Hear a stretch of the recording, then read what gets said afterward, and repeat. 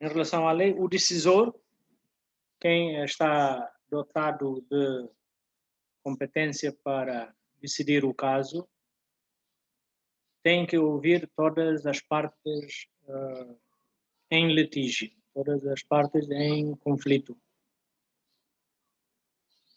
Portanto, todos os argumentos, e aqui entende-se os argumentos em contradição.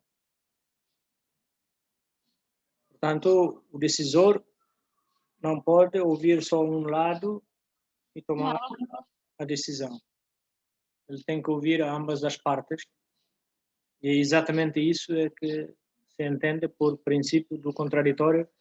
Tem que ouvir, tem que dar oportunidade para que ambas as partes em litígio façam o seu argumento de forma oficiosa.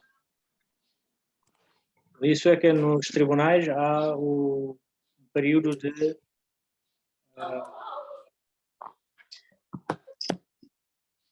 como é que se diz? Antes da tomada das decisões, há um processo de julgamento em que se faz a audição para ouvir ambas as partes, neste caso, os seus representantes, por um lado a acusação, por outro lado a defesa. Por um lado o queixoso, por outro lado a defesa. E então, esses argumentos de um e do outro lado têm que ser ouvidos pelo decisor. Nos casos dos tribunais são os juízes. É o juiz decisor do caso que vai, depois de ouvir ambas as partes, há todo um processo para isso, para dizer que agora é o momento de decidir. Então, o princípio do contraditório significa que a decisão não pode ser tomada antes de se ouvir todas as partes envolvidas, inclusivamente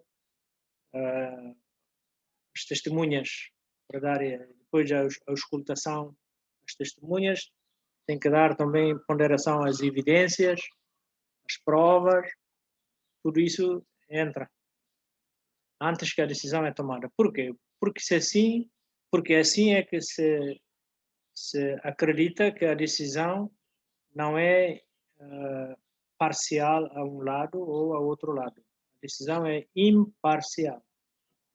A decisão é imparcial no sentido de não ficar necessariamente no meio. Não, a decisão é para dizer a verdade e onde é que o decisor acredita que qual parte das duas é que tem razão. Não é? Imparcial não significa estar no meio. Imparcial significa, no processo, ele tem que tratar ambas as partes de forma igual para ele chegar a uma conclusão substanciada. Uma decisão que tem bases, com base na evidência. Evidência, na veracidade dos factos alegados, e ele toma a decisão, não porque quer inclinar para um lado ou para outro lado.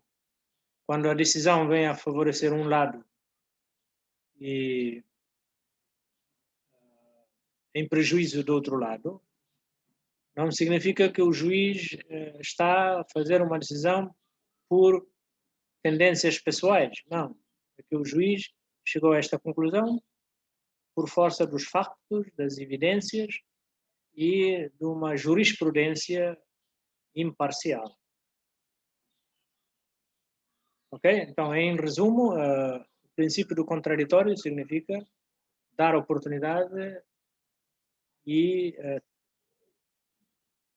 como parte indispensável do processo judicial, ouvir ambas as partes, tanto a parte da alegação, da queixa, como da parte da defesa, tanto da parte da vítima como da parte do arguido, né? Tanto da parte da acusação como da parte da defesa. e corroborado pelas evidências, pelas testemunhas, etc. Tá bom? Isto é que é o princípio do contraditório. Outro é se há, que diferença há entre estatutos e regimentos internos.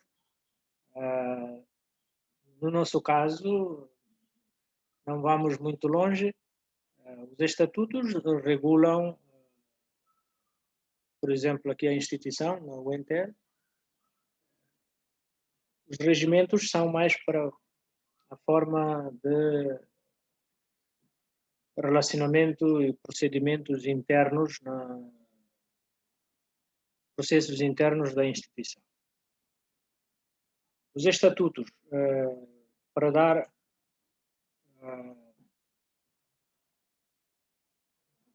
estabelecer a orgânica, as tarefas, mas no direito administrativo poderão estudar melhor. Regimentos internos, porque, por exemplo, o funcionamento dos órgãos, os seus procedimentos, etc. Quem está na universidade, a sua estrutura pode determinar de forma autónoma. Portanto, regimentos internos quer dizer que mesmo para regular as coisas internas. Os estatutos já têm uma maior abrangência porque determinam os órgãos, as divisões, e qual a competência, até onde é a competência do decano, do reitor, as suas responsabilidades, etc, etc. Portanto, esses nomes aparecem muito nas organizações, estatutos e regimentos internos. A organização não pode ir à frente sem isso. Mas no direito administrativo, o professor poderão inquirir ao professor do direito administrativo para explicar melhor. Qual seria a outra pergunta? Punição por paridade. Mas vamos discutir na aula, mas só para adiantar. Punição por paridade quer dizer aquilo que ontem exemplifiquei aqui, olho por olho, dente por dente, não é? Quer dizer, o mal do crime, a pessoa que cometeu um crime, a sua pena tem que ser igual a. Suponhamos que alguém cortou o braço. A pena para essa pessoa é ser-lhe cortado o braço também. Porque era uma época em que as sociedades entendiam que assim é que era justo. Quem causasse um mal, ele tinha que sofrer também um mal igual. E assim dava satisfação à sociedade de que a justiça foi feita. Ok? Mas a sociedade evoluiu e já não pensa desta maneira. Hoje, se praticarmos isso, o mundo ria-se de nós. Esta punição de paridade já está ultrapassada. Não pode. Depois vem a punição por ostracismo. Aqui vai para a cadeia, mas vai no sentido de ser uma pessoa desprezada, isolada da sociedade, mas por desprezo. Não é esse sentimento que acompanha. Hoje em dia a pessoa é posta na prisão como sujeita a um processo de reeducação e ressocialização. Este é o sentimento que acompanha quando uma pessoa é mandada para a prisão. O Estado, quando manda alguém para a prisão, significa através dos tribunais, quando o juiz pronuncia que essa pessoa tem 7 anos de prisão, a pena de 7 anos de prisão, o sentimento do Estado que acompanha essa decisão é que vá lá atravessar um processo de arrependimento, de reeducação, de lavagem, purificação mental, por exemplo, e de ressocialização, quer dizer, aprende agora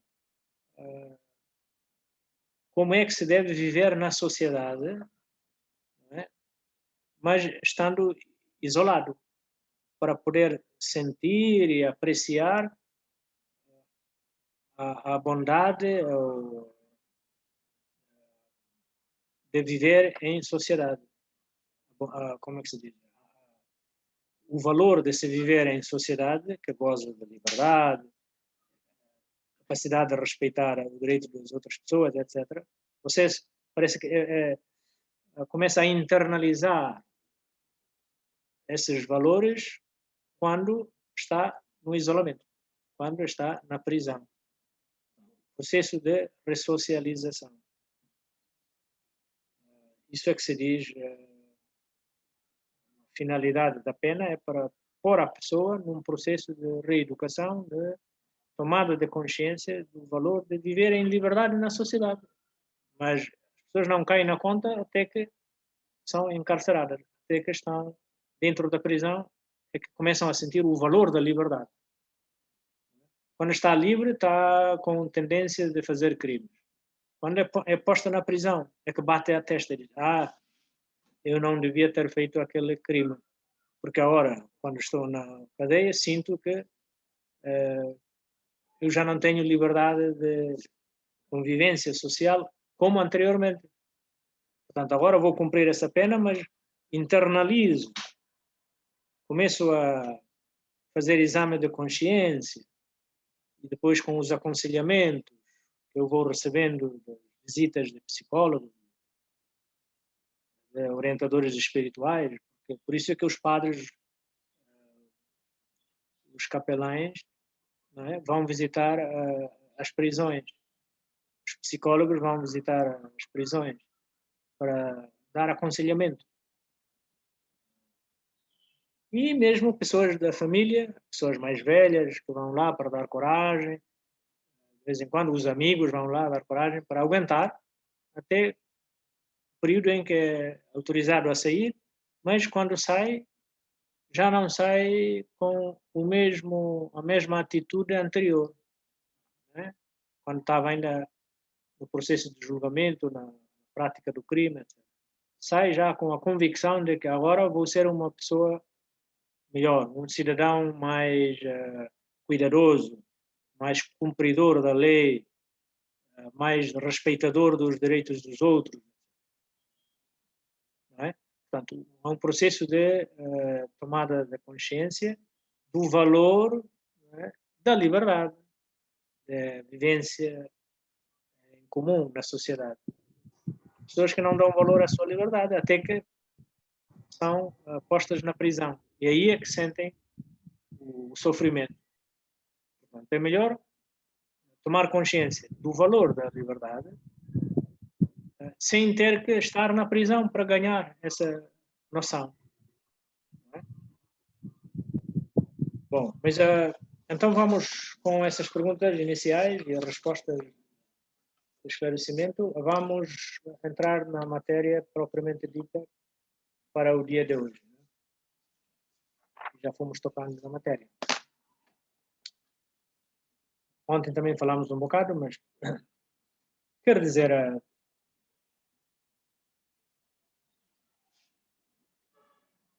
como dissemos ontem, o direito penal tem que ser um direito reservado, muito reservado. Quando os outros ramos do direito já não conseguem acomodar o caso, não conseguem acolher e resolver o caso, então aí entra o direito penal. Não conseguem resolver por quê? Por causa da sua gravidade. É grave demais. Se é grave demais, há um ramo de direito que trata desses casos muito graves. Por quê? Porque o direito penal reserva-se a lidar com esses casos graves. E casos graves significa o quê?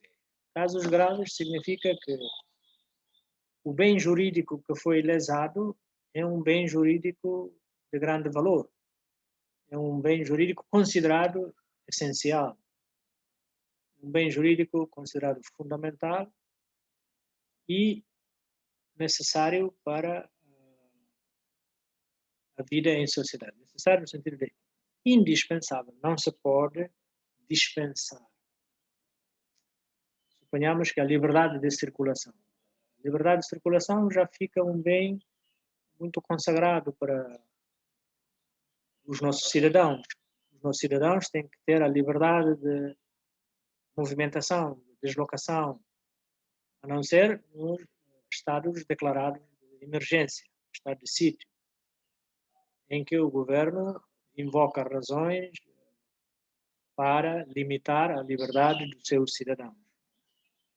Mas, de outra forma, em circunstâncias normais, os cidadãos têm que ter a liberdade de deslocar-se, como sendo um direito fundamental. Liberdade de religião, por exemplo, é um direito fundamental. Não posso obrigar as pessoas a entrarem numa determinada religião. Liberdade de expressão,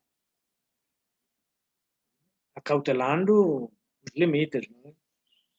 E então, esses são direitos fundamentais para garantir o regime democrático. Porque assim faz sentido que, ciclicamente, regularmente, isto é, de 5 em 5 anos, ou menos, fazemos escolhas dos nossos líderes políticos para ocuparem os assentos no Parlamento. Significa que eles representam a vontade do povo, em fações diferentes, em partidos diferentes, mas na sua totalidade são eles que representam a pluralidade do pensamento político na sociedade, conforme o número dos partidos, etc. E então, se é assim, se a liberdade de escolha, a liberdade de pensamento, se o Parlamento é o resultado dessa pluralidade política, ideológica, então temos que manter essa pluralidade, temos que manter essa democracia. Então, a liberdade de expressão é coerente com essa política de pluralidade.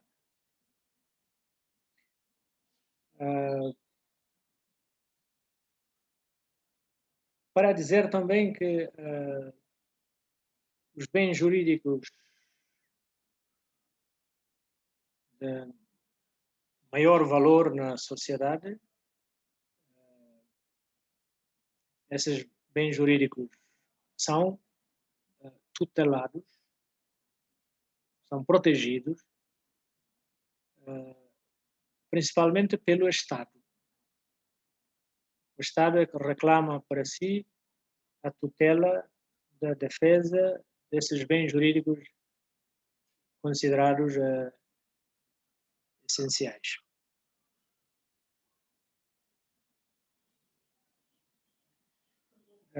Uma pergunta entrou, mas depois vamos ver.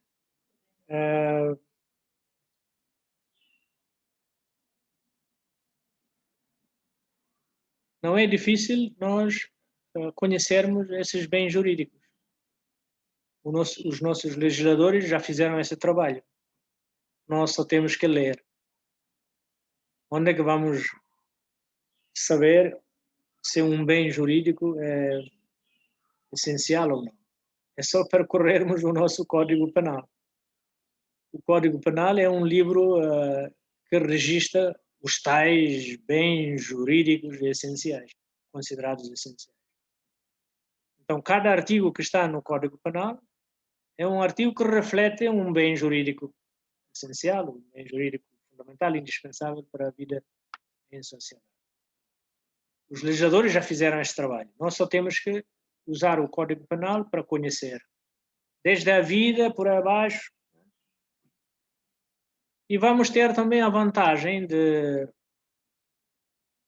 pôr esses bens jurídicos em escala, porque a pena que o legislador previu para cada bem jurídico indica o peso que esse bem jurídico representa. por exemplo, para a vida, o legislador indicou a pena máxima de 25 ou pena máxima de 30 anos.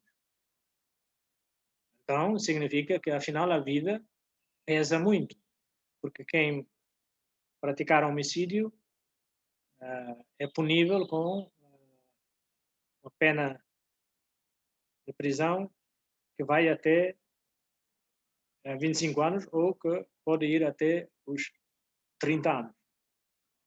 Depois, por aí abaixo, as penas já são menores, até quase no fim da escala, aqui no nosso Código Penal, são as multas, as suspensões, trabalho a favor da comunidade,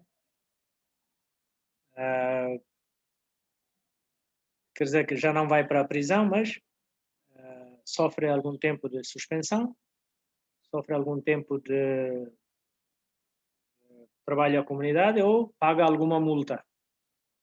Estão a perceber? Isto significa que na escala desses bens jurídicos, esses bens jurídicos estão quase no fim da lista. Quase no fim da lista. E aí faz a fronteira com outros ramos de direito, como o direito civil ou o direito de mera contraordenação, não é? Aquelas infrações que são leves, mas que o Estado também quer sancionar, quer censurar. E então, ali há uma zona de transição entre o direito penal para o direito civil ou para o direito de mera contraordenação ou, mais ainda, outros ramos. Significa que o juiz vai recebendo as informações, ou vai colhendo evidências, vai reunindo factos, testemunhas, vai ouvir os dois maiores argumentos, um do lado da acusação, outro do lado da defesa. Ele faz toda a ponderação à luz da sua consciência e com base no seu conhecimento de lei e da doutrina. Ele vai poder dizer que estamos nessa zona de transição,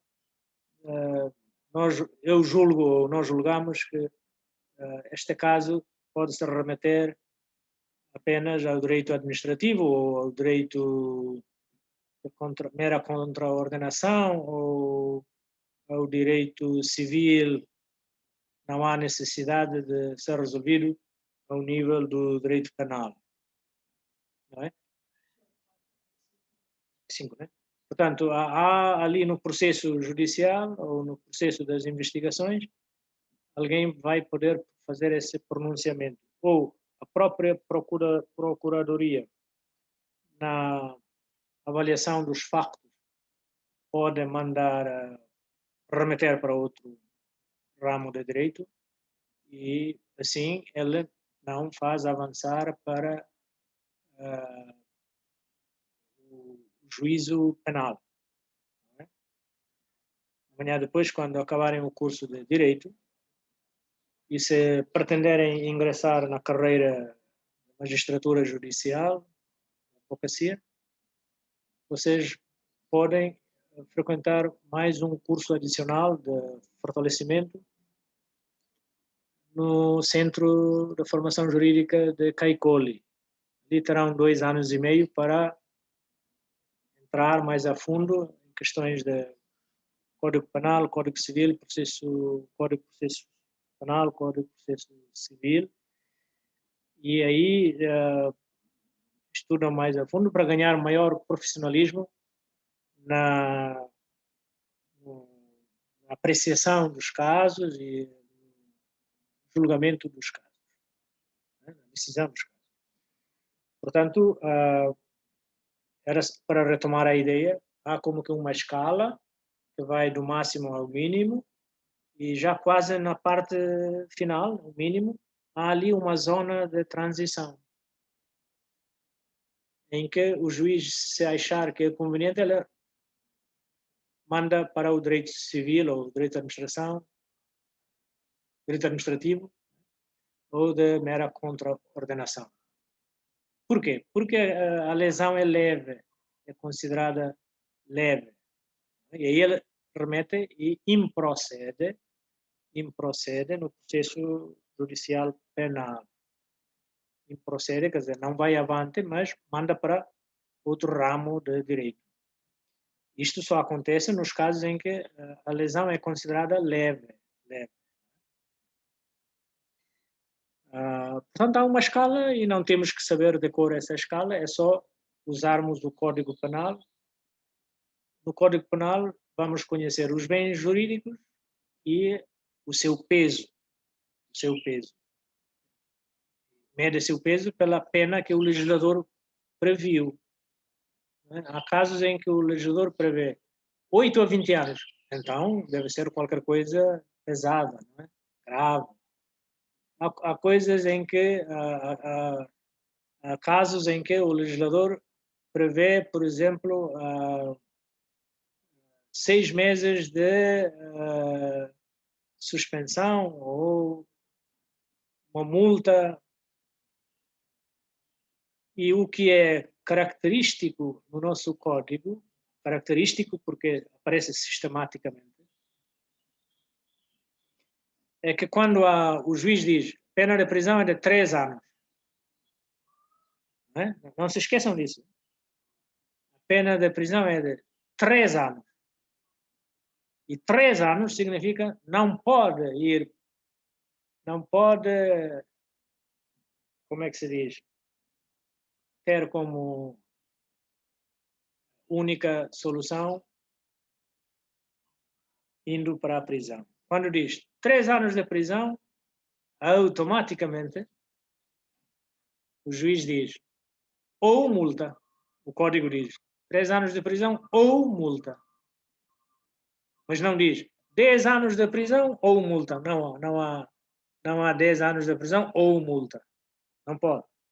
Porque é considerado muito grave. Então, pena de prisão é pena de prisão. Mas já quando está mais leve, quando diz 3 anos de prisão ou multa, 2 anos de prisão ou multa, é porque é mais leve. E quando diz ou multa, a prioridade é multa. A prioridade não é prisão. Por lei, no nosso código, alguém que fez um crime, mas que não é tão grave, a acusação pode escolher, 3 anos de prisão e o juiz concorda, por exemplo. Então o juiz diz 3 anos de prisão ou multa. E a prioridade é a multa, não é a prisão. Portanto, a defesa diz, ok, nós aceitamos a multa. Quanto é? E ali há uma decisão sobre o montante e a pessoa prefere pagar a multa do que ir permanecer 3 anos na prisão. Sim, assim se pensa, né? 2 anos e meio ou multa. Então, o arguido diz, eu prefiro pagar a multa. Ok, então paga lá. E então há uma determinação dos custos. Pode acontecer que alguém que é condenado a 3 anos de multa, 3 anos de prisão, e depois, como há 3 anos de prisão, a alternativa da multa, mas ele dizia, não tenho dinheiro suficiente para pagar a multa. Suponhamos que a multa é de $1.500. E um apanhador de lenha, alguém que só vende lenha para sustentar os senhores que assam o sassate à tarde aqui em Dili. O pessoal que vende sassate compra lenha, né? E esse senhor é um apanhador de lenha, aimara. E o seu income, a sua receita diária é muito pouca. Para pagar uma multa de 1.500, ele diz, é melhor eu ir para a prisão. Portanto, há casos muito excepcionais que a pessoa até prefere ir à prisão. 1 ano e meio, 2 anos, conforme. A pagar a multa, $1.500, melhor ir para a prisão. Não, mas depois os familiares podem juntar dinheiro e dizer, não vá para a prisão, são 3 anos, são 2 anos. A gente junta dinheiro e você não vai para a prisão. Pronto, lá está a família outra vez, amor do timorense, não é? Faz um bocado de contribuição aqui e acolá, tem 1.500, paga 1.500 e a pessoa não vai para a prisão. Portanto, isto acontece naquela zona de fronteira entre o direito penal e os outros ramos do direito, em que a lesão não é tão grave e dá-se a alternativa de a pessoa ou pagar multa ou vai para a prisão. Mais abaixo já há aquelas coisas de suspensão,